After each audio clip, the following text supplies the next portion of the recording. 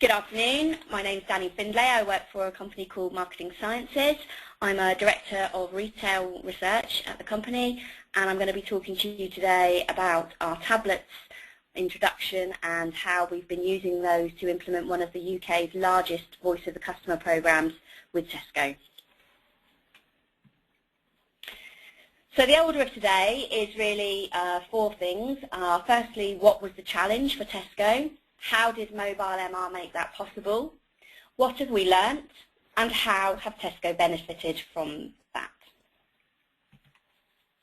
So first of all, what was the challenge for Tesco? I think if you cast your mind back to 2012, Philip Clark became the new CEO of Tesco and faced a huge challenge of turning around Tesco.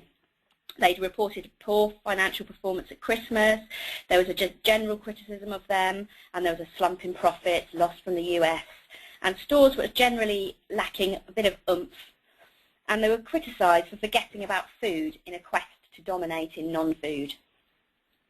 So in that same year, 2012, Tesco announced they were going to commit over £1 billion to make the shopping trip better for customers. And this included having more staff to give an improved in-store service. With this new focus on customer service, Tesco needed to support that investment with a customer experience programme that monitored the health of their customers.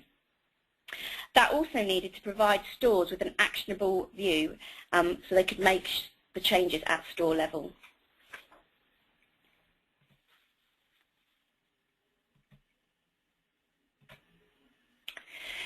They currently had a mystery shopping system in place, but the feeling was that this was very limited to one person's experience of that store, and managers really wanted more actionable feedback from genuine customers in their store. It was really important for them to explore what mattered to customers, not just what was and wasn't happening, but what really pushed the buttons for good service. And face-to-face is a great vehicle for that in-the-moment research, so it was really key that we did something face-to-face with customers. So how did MobileMR make that possible? Well, clearly this was an absolutely massive task. Marketing Sciences were approached to conduct 100 customer interviews in every single store in a 2-week period and report back to each individual store manager within the 4th week. There were around 950 stores at the time, and as well as Northern Ireland, they included stores in the Highlands and the Islands. Of course, we said it could be done. We just had to work out how we were going to do it. I think if we hadn't had the option to use tablets, we probably would have attempted a pen and paper approach, maybe a dual approach where some interviewers were able to input the results online from within the stores. But the stores vary so much in terms of how helpful the staff are, whether or not they've got internet reception, whether they've got any equipment, that I think we would have eventually had to admit that pen and paper was the only real way we could keep the process within our control. In all honesty, we probably would have failed to deliver it consistently every single month, because keeping on top of which shifts had been done and which hadn't would be a very cumbersome process. Fortunately for us, we had already started a very small pilot of tablet interviewing for a communications tracker we were running. So when this Tesco piece was commissioned, initially as a pilot study, we knew we had to ramp these efforts up very, very quickly.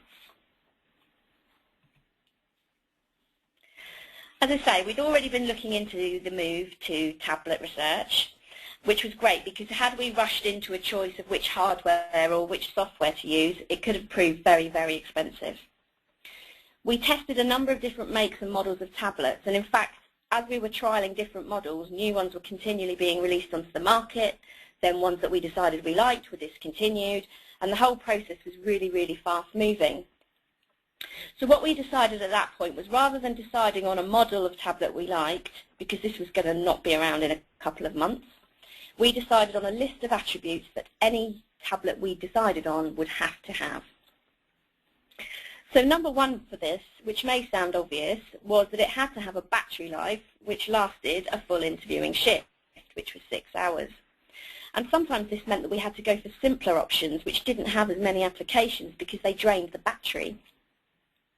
It had to be lightweight. Interviewers had to hold this in front of them for 6 hours at a time, so a heavy tablet would be a problem.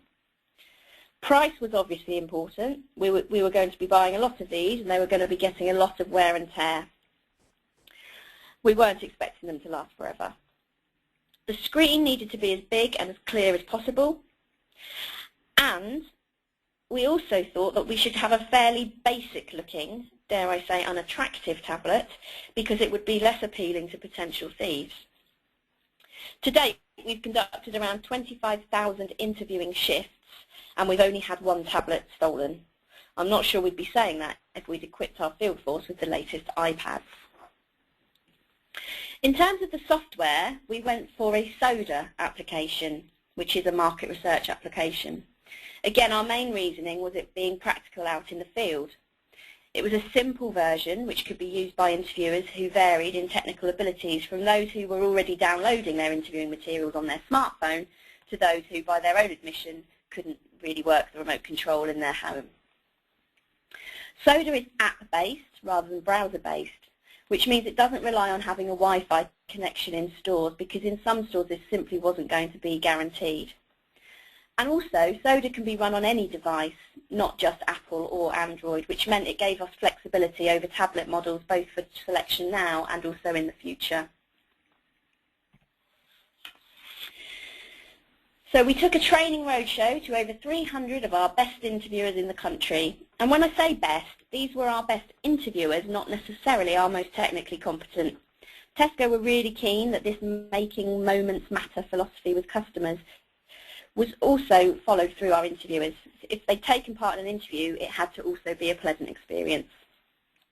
So all of our interviewers and supervisors were personally trained in using the hardware and the software, and were given opportunities to practice the interviewing, as well as sync the machines and download questionnaires and upload data, which was all going to be vital when they were out there doing it themselves. So I guess importantly, what have we learned? What is it we can share in terms of what we've learned about this process? Well, I think one of the important things is that speed isn't necessarily everything, and there are many, many other benefits to using tablets for this kind of research. While probably it could not have been delivered realistically in any other way, we soon learned that these were other benefits which we'd not counted on. For specific questions, which wouldn't have been possible if we'd used a paper approach. I can't imagine having to print all those different versions of the questionnaire and getting them sent to the right interviewers. So in terms of other things, quality control, ease of interviewing, having perfectly clean data, there's no gaps, it's really, really scalable, and importantly, you can keep on top of that field work and change it at short notice, which in the retail industry is always important. Our field team were able to track and log every shift as it came in live, and keep a track on the 1,900 different shifts per month to make sure we had a quick replacement if one went down. It also enabled us to flag for any shifts that seemed to be very short, or those with low numbers achieved. And if you remember the snow we had last year and all the various illness epidemics, you can imagine how important it was to see exactly what had been done that didn't involve us checking with every single individual. And of course, when a shift did go down, there were many other interviewers who could pick that up immediately without needing to wait for paperwork to be sent through.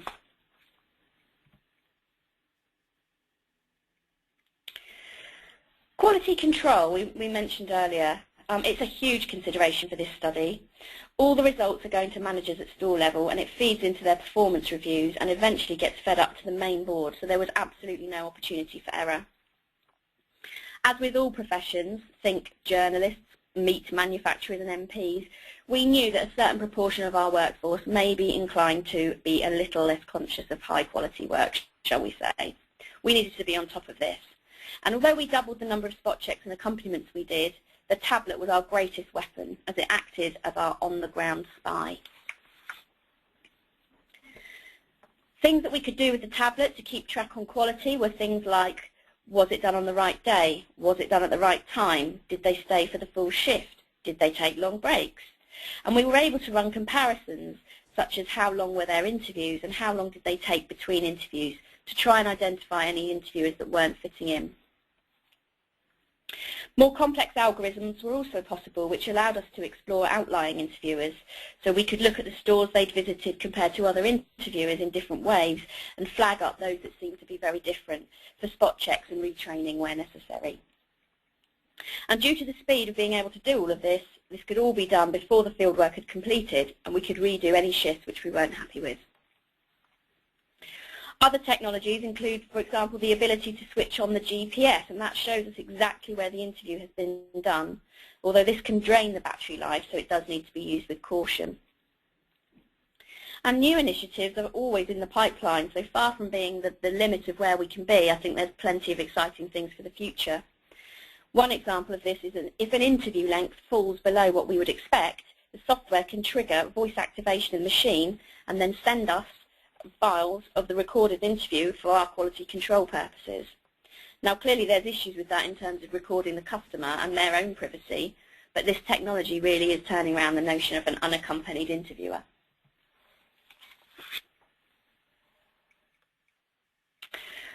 And finally, there is also an element of fun, I think. You know, the tablets are not always used as a stick to punish interviewers with.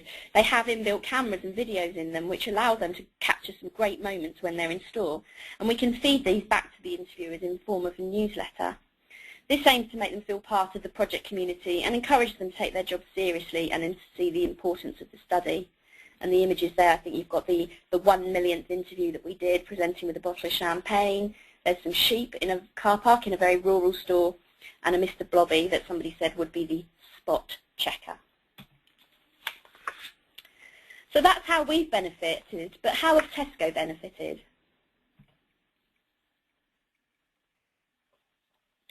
I mean, the scale of this study is phenomenal. Every single store receives 100 interviews every single month, and this has never been done before within Tesco. That data is delivered to store managers more quickly and is more personal to them. And they know that that data is from real customers and is recorded in the moment.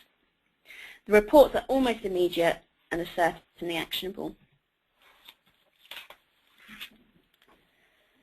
So the reports are at an individual store level, but there are also dashboards available for allowing the data to be examined at a national, regional, local and also store level.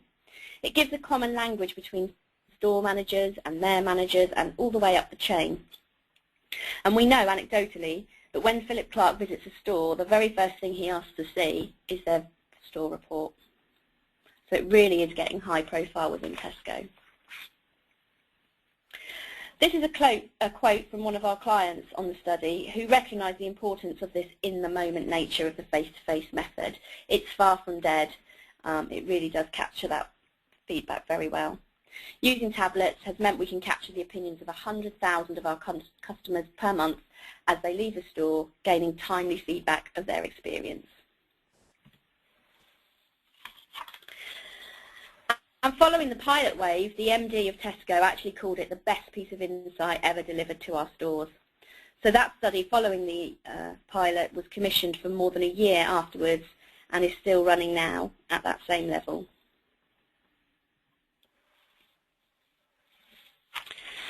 And there we just have an infographic showing a number of figures and facts and figures about what we've done, how many trees we saved, how many interviews we've done, and how many tons of paper just for that tablets in 1 year.